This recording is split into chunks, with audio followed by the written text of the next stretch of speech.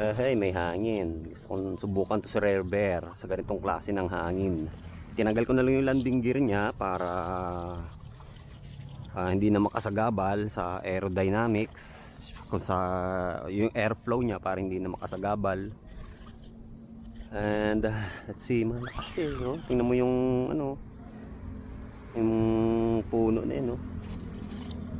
Kung malakas yung galaw ng malakas yung galaw.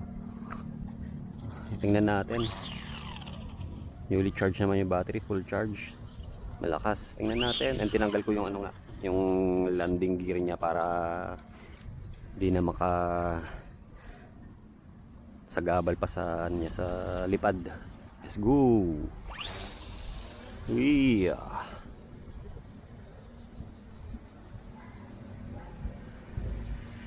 High rate. Yun.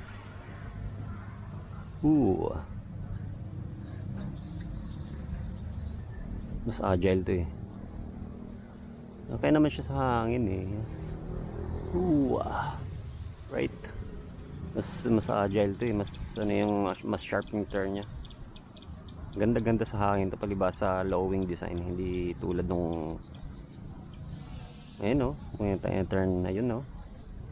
Hindi tulad nung cab. Medyo sensitive sa hangin, konting hangin because yung high wing design. Ito maganda, parang nag-i-slice lang siya sa ano, hinihiwa niya lang yung ano yung hangin. Lalo't walang ano walang landing gear. Ayan, lakas. Lakas ang hangin. Laban. Lakas oh. Lakas yung hangin. Mga ano to, mga 30 kph.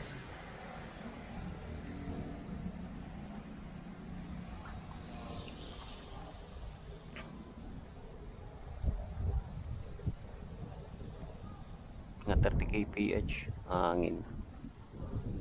Lakas. May mapakali yung ano, yung aircraft eh, oh.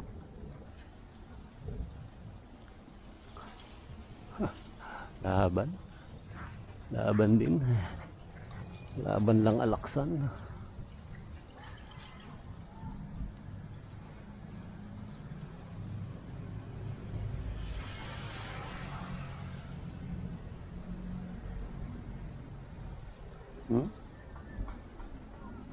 Tibay, palibasa ni low design yung ano, low wing design na ano nyo yung ano yung aerodynamics nya mas magandang pang laban sa hangin.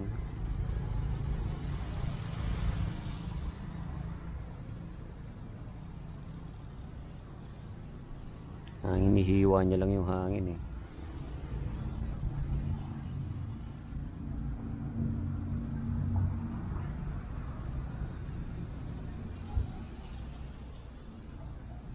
Yan.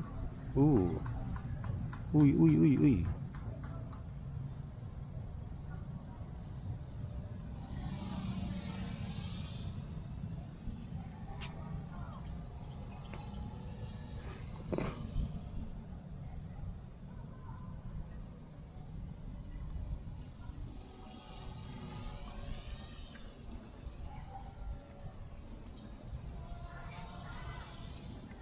Ganda. Siguro ko lang pero so ganda yung may hangin, may challenge. Parang sa simulator ko kagabi, ang bilis kong maboard dun sa banayad na ano na simulator na flight eh. Ibig sabihin kalmado yung hangin. Nung nilagyan ko ng konting hangin yung ano yung simulator, mas challenging, mas exciting. Parang pareho nito. Mas exciting pag may konting challenge. Pag challenging yan, mas exciting. Saka mas interesting pag may ano, may challenge. Tulad nung ganito may konting hangin, mas challenging siya. Yung mas ano, mas maganda kasi parang mas maano mo yung ano eh. Parang mas mai-improve mo yung the way you control the aircraft yung tansyahan, yung calculations. Doon mo ma-improve yung mga calculations mo eh. Yung pagtansya mo ng turn, yung distance, kung paano mo kakalkulahin kung hanggang saan siya dadali ng hangin. Tapos pag dinala siya ng hangin, kung ililiko mo na ba siya o ibabalik na, ganun. Mas challenging, kailangan ng mga mental calculations. Mas challenging pag may ganun. Mas maganda, mas exciting. May mga mental calculations, may mga challenge. Maganda, mas exciting, parang mas lalong nagiging interesado ka sa ginagawa mo, especially sa sa ganito, pagpapalipad. Although halos kabisado mo na yung pagpapalipad, kung tutusin parang routinary na, parang kung isipin mong malalim parang boring na. Pero pag dinagdagan mo ng challenge, mas lalong nagiging exciting, kapanapanabik, and mas nagiging mas nagiging active yung katawan mo and yung isip mo pag may dinagdag kang mga challenge, o kung mayroong mga challenging situations tulad nito, mahangin, mas maganda.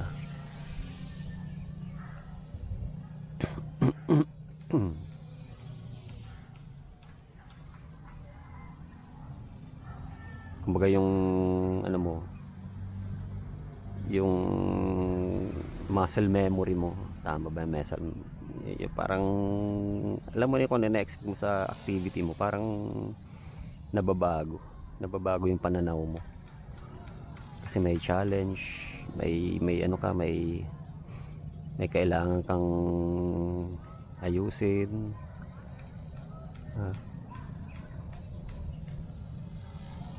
May mga kakalkulahin ka, may mga tatansyahin ka, lahat ay lobat na.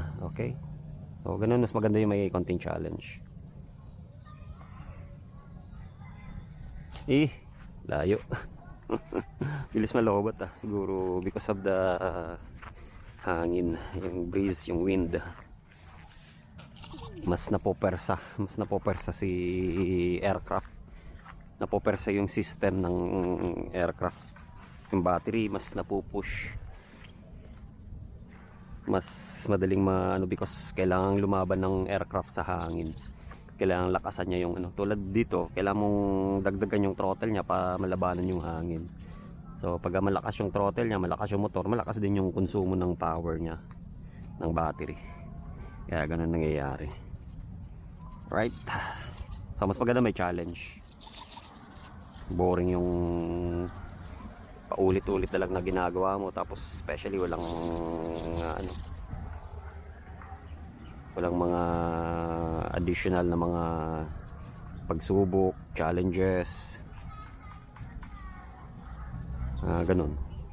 Kailangan may dagdag na yung parang may hirapan yung katawan mo at isip mo, yung konting pahirap sa katawan at isip. Mas maganda, mas challenging, mas exciting, and may excite ka sa kung anong mangyayari pag may mga ganong challenge, additional na pahirap. Yan, so ganda.